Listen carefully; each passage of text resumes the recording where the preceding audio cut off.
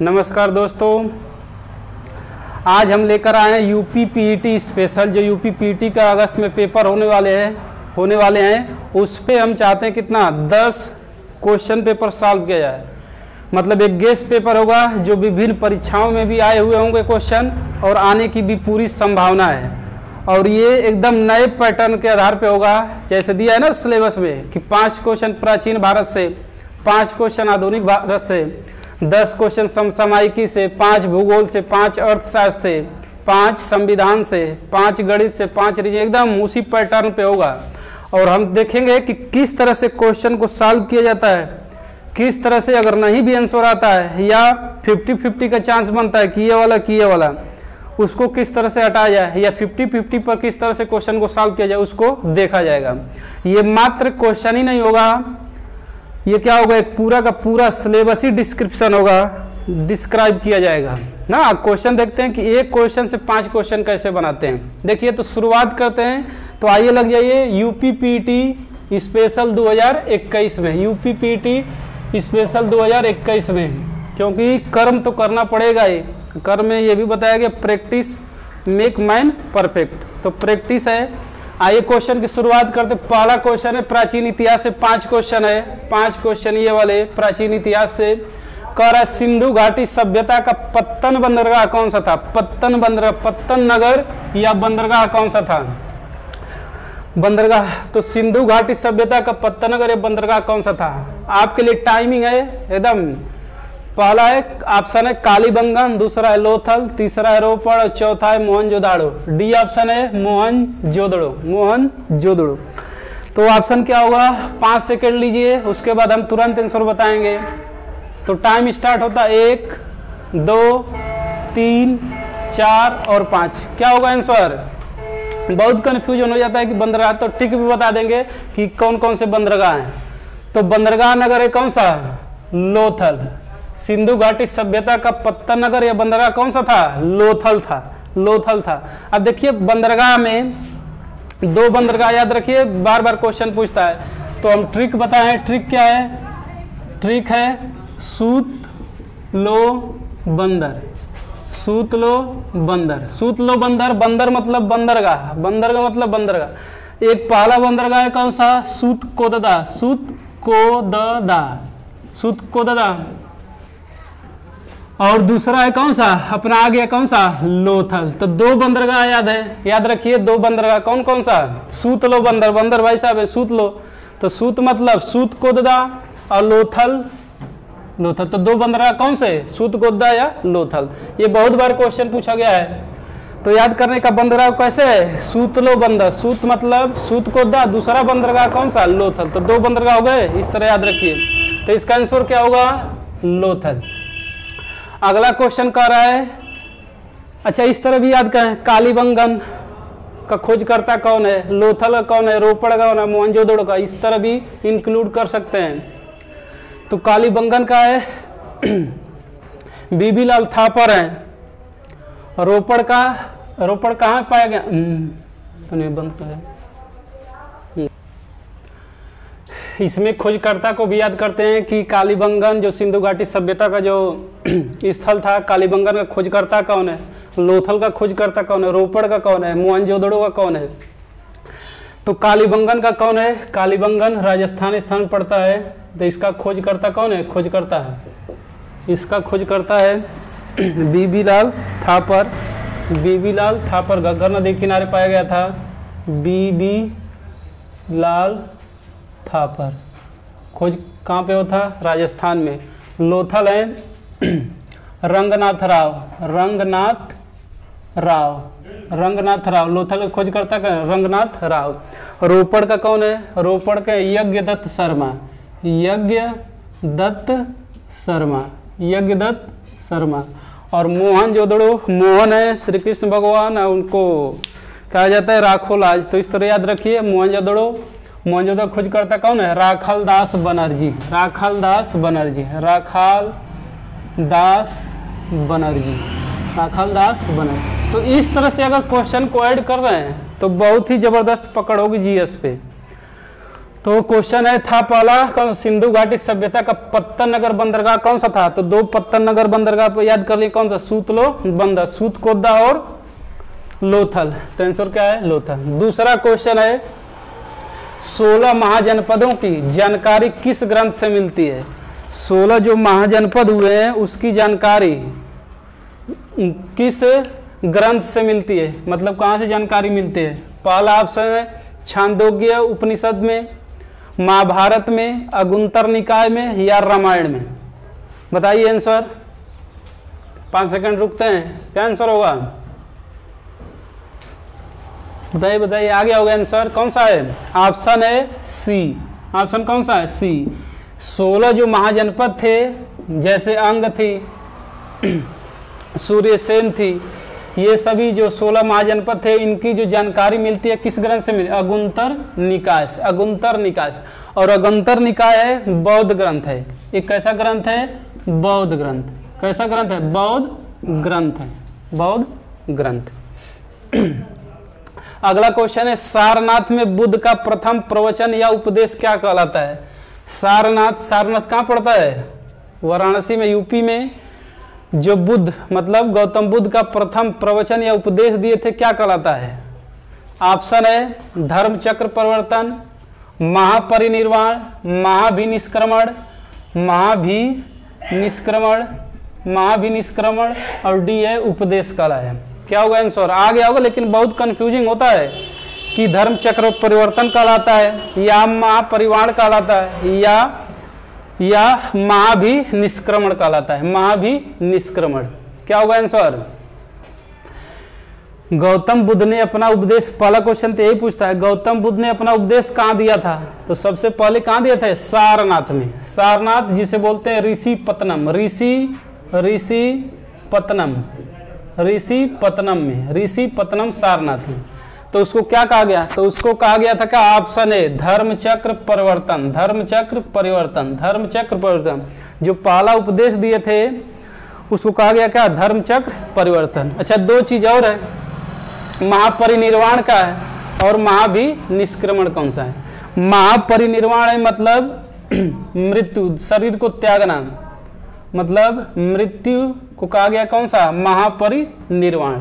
और बौद्ध धर्म का लक्ष्य है, जो अंतिम लक्ष्य है कौन सा? निर्वाण को प्राप्त करना। निर्वाण को प्राप्त करना। और महाभिनिष्क्रमण कौन सा है? महाभिनिष्क्रमण गृह त्याग। गृह त्याग मतलब गौतम बुद्ध जो अपने घर को त्याग किए उसको कहा गया कौन सा? महाभिनिष्क्रमण। महाभिनिष्क्रमण। मृत्यु को क्या कहा गया? महापरिनिर्वाण। और जो पहला उपदेश दिए ऋषिपत्तनम सारनाथ में उसको कहा जाता है क्या? धर्मचक्र परिवर्तन। धर्मचक्र परिवर्तन। अगला क्वेश्चन है, पानीपत की तीसरी लड़ाई किनके मध्य हुई थी? ये तो बहुत बार क्वेश्चन पूछा गया है कि पानीपत की तीसरी लड़ाई किनके मध्य हुई थी? पहला अकबर और हेमू के बीच, दूसरा औरंगजेब और तैमूर के बीच, तीसरा है इब्राहिम लोदी और बाबर के बीच, और चौथा पेशवा अहमद शाह अब्दाली और पेशवा बाजीराव और अहमद शाह अब्दाली के बीच हुई। क्या आंसर होगा? आ गया होगा आंसर, आ गया होगा लोगों का। ऑप्शन है इसका पानीपत की तीसरी लड़ाई। पानीपत की तीसरी लड़ाई किसके किसके बीच? पेशवा बाजीराव और अहमद शाह अब्दाली के बीच। अच्छा, 3 युद्ध है पानीपत के, 3 युद्ध हैं पानीपत के, 3 युद्ध। जो तीसरा युद्ध हुआ है कब हुआ? 1761 में। 1761। ये भी बहुत बार क्वेश्चन है कि पानीपत का तीसरा युद्ध कब हुआ? 1761 में। किसके किसके? पेशवा बाजीराव और अहमद शाह अब्दाली के बीच। आखिर 2 युद्ध कौन से और हैं? पानीपत का प्रथम युद्ध। पानीपत का प्रथम युद्ध देखिए हुआ था 1526 में, और दूसरा हुआ था 1556 में। 26 और 56 ये पानीपत का प्रथम युद्ध। ये कौन सा है? द्वितीय युद्ध। प्रथम युद्ध कब हुआ था? 1526। किसके किसके बीच? तो उस समय 1526 में बाबर थे, तो किसके किसके बीच? इब्राहिम लोदी और बाबर के बीच। तो ये कौन सा है? प्रथम युद्ध। पानीपत का प्रथम युद्ध। प्रथम युद्ध। कब हुआ था? 1526 में, 1526 में। पानीपत का दूसरा युद्ध कब हुआ था? अकबर और हेमू के बीच, ये कब हुआ था? 1556 में, 1556 में द्वितीय युद्ध, द्वितीय युद्ध। तो इस तरह याद कर सकते हैं, पहला, दूसरा, तीसरा। याद करने का तरीका कैसा है? 1526, 56, 26, 56 और फिर कौन सा? 1761 में। अगला क्वेश्चन है, भारत में गुलाम वंश, भारत में गुलाम वंश का संस्थापक कौन था? ऑप्शन है कुतुबुद्दीन ऐबक, इल्तुतमिश, सिकंदर शाह, आराम शाह। कौन है गुलाम वंश का डायनेस्टी? गुलाम डायनेस्टी का कौन है? तो ये है कुतुबुद्दीन ऐबक, कुतुबुद्दीन ऐबक, कुतुबुद्दीन ऐबक। अगला क्वेश्चन है, सिखों के सैन्य खालसा पंथ, मतलब सैन्य जो था सिखों का, उसका नाम था खालसा पंथ, की स्थापना किसने की थी? की स्थापना किस, खालसा पंथ की स्थापना किसने की? हर राम ने, गोविंद सिंह ने, तेग बहादुर ने, दयाराम ने। देखिए, सोचिए सोचिए आंसर क्या होगा। एकदम छोड़ना नहीं है, एक क्वेश्चन से 3 से 4 से 5 क्वेश्चन बनाना है। तो खालसा पंथ की स्थापना किसने किया था? बहुत बढ़िया, कौन सा है? गोविंद सिंह। कौन सा? गोविंद सिंह, गुरु गोविंद सिंह। खालसा पंथ की स्थापना कौन किया था? गुरु गोविंद सिंह। याद करने का तरीका याद है, अगर भूल जाता है क्या होगा? तो याद रखिए, खागो, खागो, खा मतलब खालसा पंथ, गो मतलब गोविंद सिंह, गो मतलब गोविंद सिंह। ये क्वेश्चन पूछा गया कि औरंगजेब ने सिखों के किस गुरु की हत्या करवा दी थी? किस गुरु की हत्या करवा दी? तो औरंगजेब ने किसको मराया था? तेग बहादुर को। तो इसको याद करिए कि औरंगजेब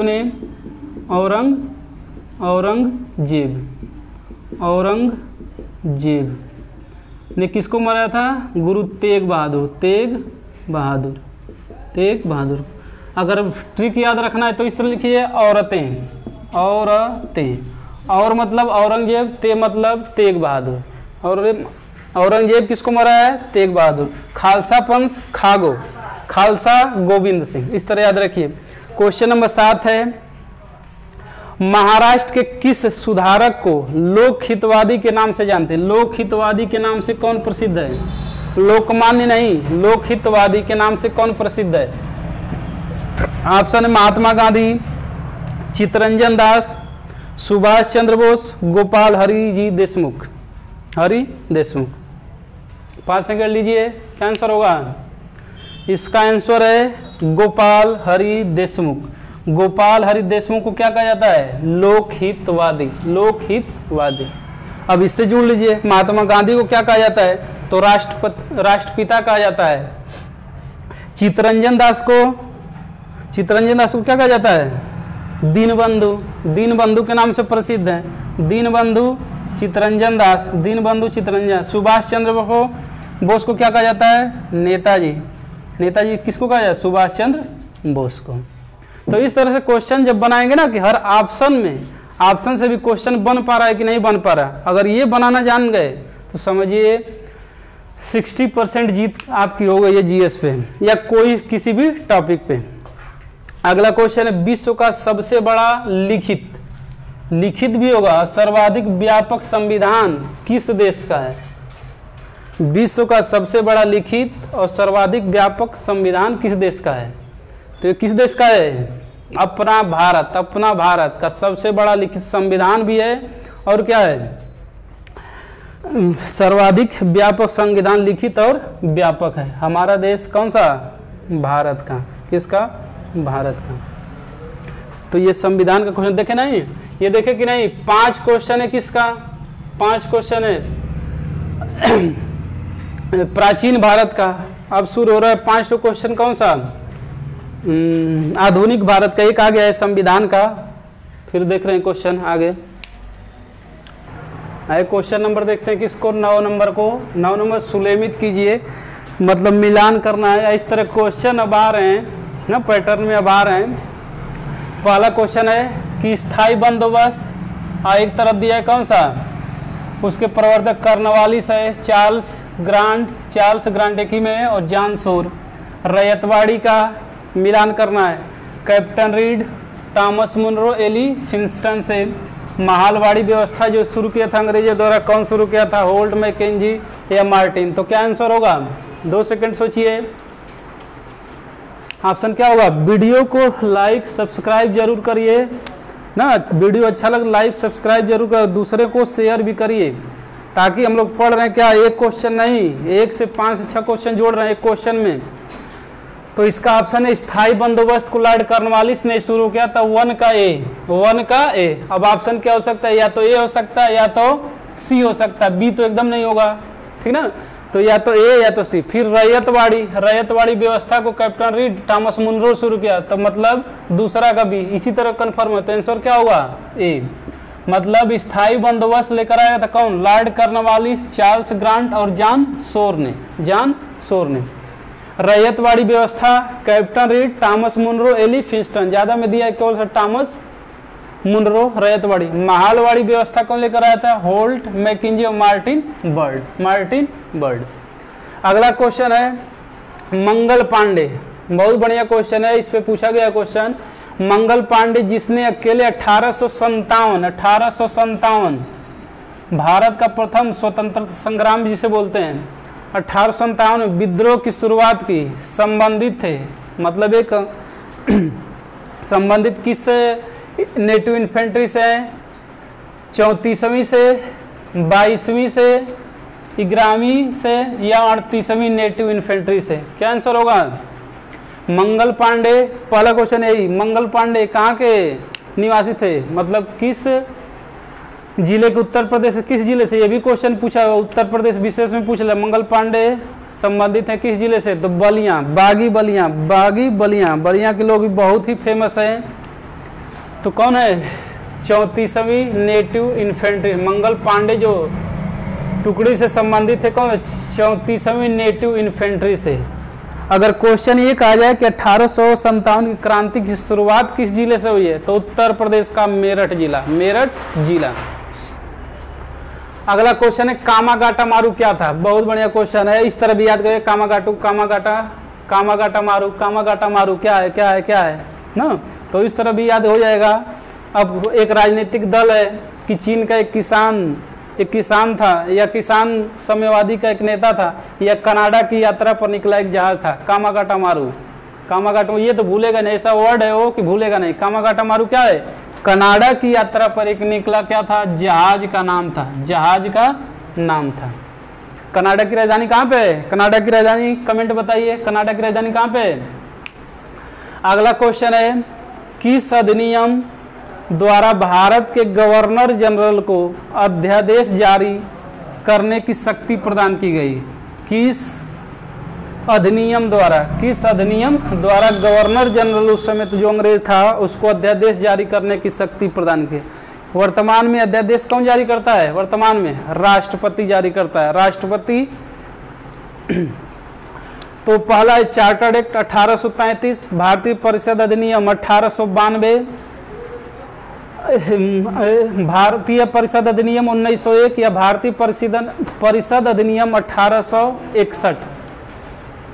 तो इसका आंसर क्या होगा? अध्यादेश जो जारी करता था गवर्नर जनरल 61, भारतीय परिषद अधिनियम 1861। इस तरह याद रखिए, अध्यादेश 61, और से आ रहा 61 भी और अध्यादेश भी।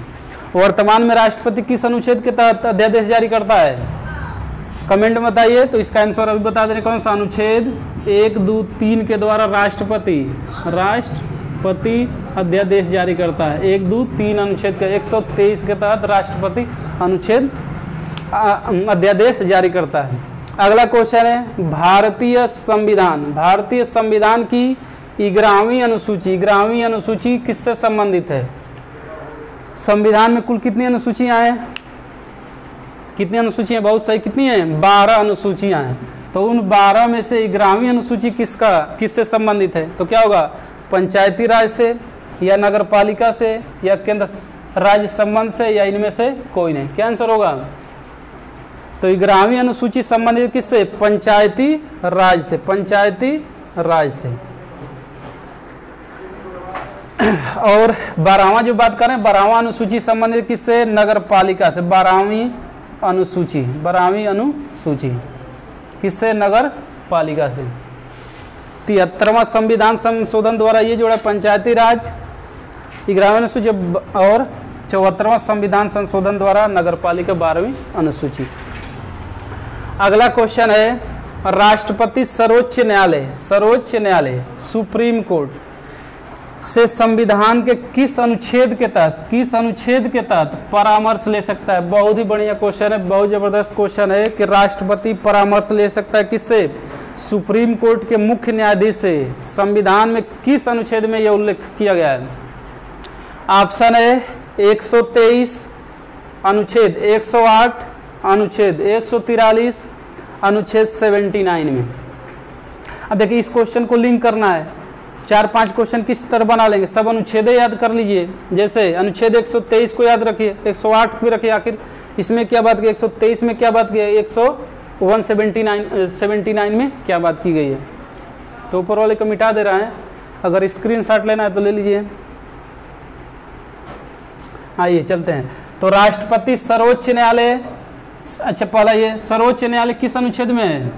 सुप्रीम कोर्ट होगा, किस अनुच्छेद में बात की गई है? अनुच्छेद 124 में, अनुच्छेद 124।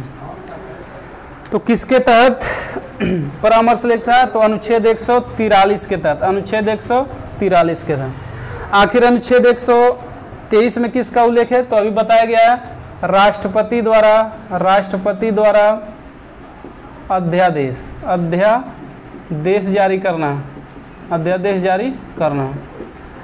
कौन सा? 1, 2, 3। अगर इसी को 2, 1, 3 कर देंगे, अनुच्छेद 2, 1, 3, तो ये हो जाएगा किसके द्वारा? राज्यपाल द्वारा राज्यों में अध्यादेश जारी करना है। दोनों में कितना बढ़िया लिंक है। राष्ट्रपति 1, 2, 3, 123, अब बस अंक बदल दिए, 2, 1, 3 कर दिए तो राज्यपाल द्वारा अध्यादेश जारी कर। 108 क्या है? अगर लोकसभा और राज्यसभा में मतभेद हो जाता है, किसी बिल को लेकर मतभेद हो जाता है, तो संयुक्त बैठक का उल्लेख है। संयुक्त बैठक का उल्लेख है किस अनुच्छेद में? अनुच्छेद 108 में। और ये बुलाएगा कौन? बुलाएगा राष्ट्रपति। बुलाएगा कौन? राष्ट्रपति। और अध्यक्षता कौन करेगा? अध्यक्षता करेगा लोकसभा अध्यक्ष। ये दोनों याद रखिए। अगला क्वेश्चन है 79 में क्या बात की गई? अनुच्छेद 79 में ये कहा गया है कि भारत क्या होगी? कि संसद होगी जो पूरे देश के लिए कानून बनाएगी, संसद। और वह संसद मिलकर बने किससे? लोकसभा से, राज्यसभा से और किससे? राष्ट्रपति से। अगला क्वेश्चन है 15वां क्वेश्चन, राष्ट्रपति द्वारा संसद के दोनों सदनों के लिए कुल कितने सदस्यों को नामित कर सके? बहुत बढ़िया क्वेश्चन है, कंफ्यूजिंग क्वेश्चन है। बहुत लोग बता देंगे 12, 2। ऑप्शन क्या होगा? ऑप्शन खोजिए, क्या होगा? 14, 16, 12 या 2? क्या होगा आंसर? कह रहा है क्वेश्चन समझने का, दोनों सदनों में पूछ रहा है कुल कितने। तो लोकसभा में कितने सदस्य को मनोनीत करते हैं राष्ट्रपति, नामित करते हैं? तो 2। लोकसभा में 2 लोग, और राज्यसभा में कितने? 12 लोग। टोटल कितने? 14। तो आंसर क्या होगा? 14। अगला बहुत बढ़िया क्वेश्चन है, प्रवाल क्या है या कोरल? प्रवाल या कोरल कहते हैं। What is coral? प्रवाल क्या है? एक समुद्री जीव है, एक जड़ी बूटी का नाम है, एक स्थलीय जीव है, या एक प्रकार का कछुआ है? क्या है कोरल? जोड़िए आंसर क्या है? प्रवाल एक है समुद्री जीव है। एक क्या है? समुद्री जीव। या इसे कहेंगे हिंदी में कौन सा? मूंगा। और ये क्वेश्चन पूछा, विश्व का सबसे बड़ा प्रवाल द्वीप कहाँ पे है? प्रवाल कौन सा है? तो वो है great barrier reef. Great barrier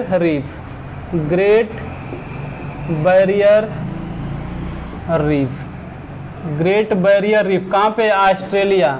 और इसमें भी क्वेश्चन पूछा है ऑस्ट्रेलिया के किस तट पे है? तो पश्चिमी तट पे है।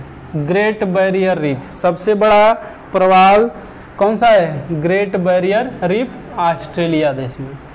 अगर इस तरह क्वेश्चन पूछे भारत कौन सा द्वीप है जो प्रवाल से बना है, तो कौन सा द्वीप है? लक्षद्वीप या अंडमान? तो कौन सा आंसर होगा? लक्षद्वीप। कौन सा होगा? लक्षद्वीप। कौन सा? लक्षद्वीप। अगर इस तरह से क्वेश्चन को पढ़ते हैं, क्वेश्चन बनाते हैं, तो जीएस बहुत ही स्ट्रांग होगा, बहुत ही स्ट्रांग होगा ना। वीडियो कैसा लग रहा है? लाइक और शेयर जरूर करिए, लाइक और शेयर जरूर करिए। अगला क्वेश्चन है, विश्व की सबसे बड़ी झील कौन सी है? विश्व की सबसे बड़ी झील कौन सी है? एक इसी टाइप का क्वेश्चन आता है, विश्व की सबसे गहरी झील कौन सी है? विश्व की सबसे गहरी झील कौन सी है? इसमें क्वेश्चन पूछे विश्व की सबसे बड़ी झील कौन सी है? पहला ऑप्शन है सुपीरियर झील, अरब सागर झील, अरब सागर झील, अरब सागर नहीं, अरल सागर है, अरल सागर, अरल सागर, चिल्का झील या कैस्पियन सागर है।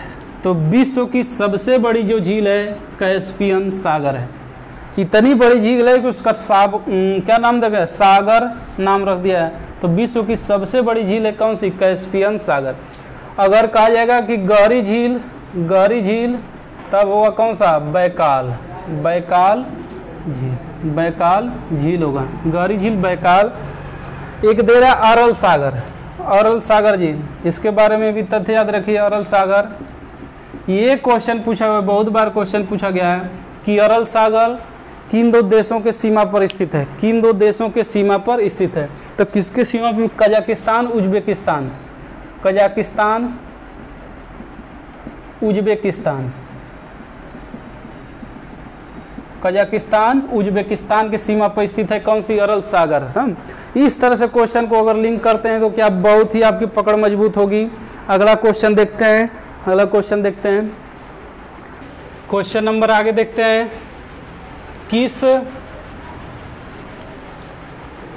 प्रदेश में पूरे साल वर्षा होती है? बहुत बढ़िया क्वेश्चन है। अगर वीडियो देखें शांत में तो उसमें कंसेप्ट क्लियर होगा कि पूरे किस क्षेत्र में या किस प्रदेश में पूरे साल वर्षा। पहला है भूमध्य सागरीय प्रदेश में, भूमध्य सागरीय प्रदेश में, या विषुवतीय प्रदेश में, या उष्ण कटिबंधीय क्षेत्र में, या शीत कटिबंधीय क्षेत्र में। उष्ण कटिबंधीय या शीत कटिबंधीय किसमें एकदम होना चाहिए कि विषुवत रेखा पर सूर्य क्या होता है? सीधा चमकता है, जिस कारण से जो वहाँ का जल है क्या वाष्प बनकर उड़ता है, और वो उड़ता है तो क्या होता है? सबसे अधिक वर्षा होती है। तो किस क्षेत्र में? विषुवतीय क्षेत्र में। सबसे अधिक वर्षा, तो सबसे अधिक वन भी पाए जाएंगे कहाँ पे? विषुवतीय क्षेत्र में। अगला क्वेश्चन है, किस देश को सांपों का देश कहा जाता है? सांपों का देश, बहुत बढ़िया क्वेश्चन। किस देश को सांपों का देश कहा जाता है? स्नेक कंट्री ऑफ स्नेक कहा जाता है किसे? ब्राज़ील को, ऑस्ट्रेलिया को, न्यूजीलैंड को, या म्यांमार को? या म्यांमार को किसको कहा जाएगा? ऑप्शन लीजिए। थोड़ा तेज चलेंगे ना, क्योंकि इसी तरह थोड़ा टाइम ज़्यादा हो गया है। अब हम सोच रहे हैं कि 100 क्वेश्चन 2 वीडियो में डाला जाए। तो देखिए, किस देश को सांपों का देश कहा जाता है? ब्राज़ील को, ऑस्ट्रेलिया को, न्यूजीलैंड को, म्यांमार। किसको कहा जाता है? ब्राज़ील को, ब्राज़ील को, क्योंकि यहाँ पे सबसे अधिक घना जंगल पाया जाता है। ऐसा जंगल पाया जाता है कि यहाँ पे सूर्य की किरणें भी पृथ्वी पर नहीं पहुँचती, तो उसमें क्या रहते हैं? बहुत ही विभिन्न प्रकार के जीव रहते हैं, बहुत ही जहरीले जीव रहते हैं। उसी में सांप रहता है, कौन सा? है ना, कोंडा। तो इस देश को नाम दिया है कौन सा? ब्राज़ील को सांपों का देश। ऑस्ट्रेलिया को क्या कहते हैं? कंगारुओं का देश। न्यूजीलैंड को कीवियों का देश। और म्यांमार को स्वर्णिम पगोड़ा का देश। स्वर्णिम पगोड़ा, स्वर्णिम पगोड़ा, पगोड़ों का देश, स्वर्णिम पगोड़ों का देश किसको? म्यांमार को। अगला क्वेश्चन देखते हैं। अगला क्वेश्चन, विश्व का सबसे बड़ा डेल्टा निर्मित किन नदियों के द्वारा होता है? ये तो मालूम होगा कि भारत की 2 नदियां कौन? गंगा और ब्रह्मपुत्र, गंगा और ब्रह्मपुत्र द्वारा। एक बार देख रहे, मिसिसिपी, मिसौरी कहाँ की नदियां हैं? यूएसए की नदियां हैं, अमेरिका की नदियां हैं।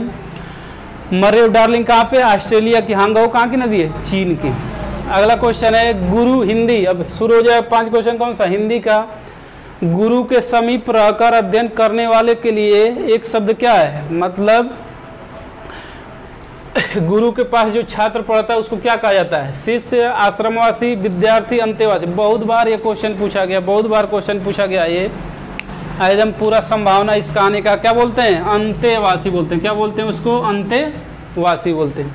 अगला क्वेश्चन है अनुष्ठान का संधि विच्छेद होगा। अनुष्ठान का संधि विच्छेद क्या होगा? देखिए संधि में भी बहुत ट्रिक है जो तुरंत अगर मालूम है तुरंत ऑप्शन हो जाएगा। देखिए ट्रिक क्या है, अगर किसी भी शब्द में इस तरह का आधा स और ठ लिखा है तो जब संधि विच्छेद करेंगे उसको तो ये हट जाएगा। जो आधा वाला स है या ऐसा स है या ये वाला स और ठ बाद में है, कौन सा? ठ है। तो अगर संधि विच्छेद करते हैं तो इसके जगह पर क्या आ जाता है? विसर्ग आ जाता है। जैसे अनुष्ठान में क्या लिखा है? अनु स के जगह विसर्ग, आप प्लस जो लिखा है ठान, जो आगे है वही चीज़, अनु प्लस ठान, अनु प्लस ठान। तो आंसर क्या होगा? अनुष्ठान का संधि क्या होगा? अनु प्लस ठान, अनु प्लस ठान होगा। ट्रिक क्या याद रखना है, जहाँ भी स का कोई भी और ठ दे तो संधि विच्छेद करते समय क्या होता है? ये वाला स किस में चेंज होता है? विसर्ग में। किस में? विसर्ग में। अगला क्वेश्चन है रातों रात। रातों रात में समास कौन सा है? समास कौन सा है? समास कौन सा है? तो रातों रात में समास क्या है? तत्पुरुष समास या कर्मधारय समास या बहुब्रीहि समास, बहुब्रीहि समास या अव्ययी भाव समास। ऑप्शन से भी इसको हटा सकते, तत्पुरुष तो होगा नहीं। कर्मधारय मतलब प्रथम पद क्या हो? विशेषण हो, विशेषता जो बताए, जैसे काली मिर्च हो, काली विशेषता होगी। बहुब्रीहि में जो बाहरी अर्थ दे, अव्ययी भाव। तो रातों रात है, रातों रात में क्या? अव्ययी भाव समास। अव्ययी भाव समास का ट्रिक क्या है? जो शब्द पुनरुक्ति है, मतलब एक ही शब्द दो बार दिया हुआ, मतलब उसका पुनरावृत्ति किया गया हो, उसमें समास कौन सा होता है? अव्ययी भाव समास। जैसे रातों रात तो एक ही है, दिनों दिन, दिनों दिन में भी क्या होगा? अव्ययी भाव। चलते चलते, खाते खाते, रोते रोते, गाते गाते, ये सब होगा अव्ययी भाव समास। अगला है किरण का। किरण का पर्यायवाची क्या है? तो किरण का तीर होगा, कुल होगा, अनल होगा या रश्मि हो, क्या होगा? तो इसका आंसर है कौन सा? रश्मि। क्या है? रश्मि। गलत लोकोक्तियों का चयन कीजिए। क्वेश्चन नंबर 25 है, गलत लोकोक्तियों का चयन कीजिए। पहला लोकोक्ति, आगे कुआं पीछे खाएं, ये तो बिल्कुल सही है। अधजल गगरी पलटे जहाज। और सी है, अपनी पगड़ी अपने हाथ, डी है, ऊंची दुकान फीका पकवान। क्या है गलत? तो इसका आंसर क्या? अधजल गगरी छलकत जाए, न कि पलटत जाए, ये नहीं होता ना। तो आंसर क्या होगा इसका? B part. इस तरह क्वेश्चन बहुत बार पूछा जाता है हिंदी में, बहुत इंपॉर्टेंट क्वेश्चन है। आगे है लघु उद्योगों की समस्याएं। अब आगे कौन सा? अर्थशास्त्र से क्वेश्चन है कि लघु उद्योग की समस्याएं क्या है? पूंजी का अभाव है, विपणन का अभाव है, विपणन जानकारी की कमी, विपणन जानकारी की कमी या अभाव, या कच्चे माल की अभाव। तो छोटा उद्योग है, जैसे हम लोग भी गांव में चाहे शहर में छोटा सा उद्योग खोलते हैं, सब तो समस्याएं ही हैं। तो कैंसर क्या होगा? पूंजी का भी अभाव, पैसा है नहीं, मार्केटिंग की जानकारी कुछ है नहीं, और कच्चे माल मिलते हैं, कमी हो जाती है। तो आंसर क्या होगा? सभी। वीडियो को ऐसा लग रहा है लाइक और शेयर जरूर करें, लाइक शेयर जरूर करें। अगला क्वेश्चन है भिलाई इस्पात संयंत्र। भिलाई इस्पात संयंत्र मतलब भिलाई जो स्टील प्लांट है, किसकी मदद से भारत में स्थापित किया गया है? ये क्वेश्चन बहुत बार क्वेश्चन पूछा गया है, किसकी मदद से? पहला यूके यूनाइटेड किंगडम से, यूएसए अमेरिका की सहायता से, रूस की सहायता से, या जर्मनी की सहायता से? तो किसकी सहायता से? इसको याद करने का तरीका है भीरू, याद कर रखिए, भीरू, भीरू। इस तरह क्वेश्चन बहुत बार पूछा गया है। भीरू, भी मतलब भिलाई, रू मतलब रूस। तो आंसर क्या होगा? रूस, रूस। अगला क्वेश्चन है, एक क्वेश्चन छूट रहा है 27 नंबर। भारतीय जीवन बीमा LIC की स्थापना कब हुई है? LIC की स्थापना कब हुई है? 1944 में, 1956 में, 1950 में या 1947? ये भी क्वेश्चन बहुत इंपॉर्टेंट है। कि LIC की स्थापना कब हुई है, तो इसकी स्थापना हुई 1956 में, 1956 में। उसके बाद ये था भिलाई इस्पात संयंत्र। अगला क्वेश्चन है वेल्थ ऑफ नेशन, ये पुस्तक भी बहुत इम्पॉर्टेंट है। वेल्थ ऑफ नेशन पुस्तक के लेखक कौन है? वेल्थ ऑफ नेशन पुस्तक के लेखक कौन है? ऑप्शन है एडम स्मिथ, मार्शल, पीगू या किन्स। क्या होगा आंसर? तो इसका आंसर है कौन सा? Adam Smith, Adam Smith, Adam Smith. अगला क्वेश्चन बहुत इंपॉर्टेंट रिलेटेड क्वेश्चन पूछा गया है। 10 रुपये का जो नोट है किसका हस्ताक्षर होता है? किसका हस्ताक्षर होता है? तो बस इसमें एक ही कंसेप्ट याद रखिए, 1 रुपये के नोट पर वित्त सचिव भारत सरकार का होता है, नहीं तो और 2 से लेकर जितना भी नोट है सबकी साइन होगा गवर्नर RBI, भारतीय रिजर्व बैंक के गवर्नर। तो आंसर क्या होगा? RBI के गवर्नर। 10 रुपये के नोट पर हस्ताक्षर किसका होगा? किसका होगा? RBI गवर्नर का। दोस्तों थोड़ा टाइम ज़्यादा हो गया क्योंकि अभी तक 30 क्वेश्चन तक ही हम लोग पहुँच गए हैं। वीडियो थोड़ा लेंदी हो जा रहा है, तो इसको अगले पार्ट में 31 नंबर क्वेश्चन शुरू हुआ एकदम इसी पैटर्न पर। टाइम इसलिए लग गया क्योंकि सबका क्या दिया जा रहा है? डिस्क्रिप्शन दिया जा रहा है, जो बहुत ही महत्वपूर्ण है। डिस्क्रिप्शन बहुत ही महत्वपूर्ण है क्योंकि इससे क्या हो, जितना हम सब्जेक्ट पढ़ें उसकी भी जानकारी हो जाती है, और एक क्वेश्चन को एक ही क्वेश्चन से 4-5 क्वेश्चन बना लिया जाए, ये तरीका होता है। तो थोड़ा टाइम लगेगा, इसमें कोई ज़्यादा चिंता की विषय नहीं है। किस तरह सब्जेक्ट को लिंक किया जाता है, किस तरह से तैयार किया जाता है GSS को, हिंदी को या किसी भी सब्जेक्ट को, ये तरीका हम डालने की कोशिश किए हैं। तो वीडियो कैसा लग रहा है, इसको लाइक और सब्सक्राइब जरूर करें, और अपने मित्रों को भी फॉरवर्ड और शेयर करें ताकि वो भी जाने किस मेथड से पढ़ा जाता है। तो आगे हम लोग फिर अगले नेक्स्ट वीडियो में हम शुरू होंगे कौन सा? क्वेश्चन नंबर 31 को लेकर, क्योंकि इसमें देख चुके हैं 5 जो पैटर्न है उसी के आधार पे सब क्वेश्चन चल रहा है ना। तो आपको भविष्य के लिए बहुत ही लाभदायक हो। धन्यवाद, मिलते हैं अगले वीडियो में।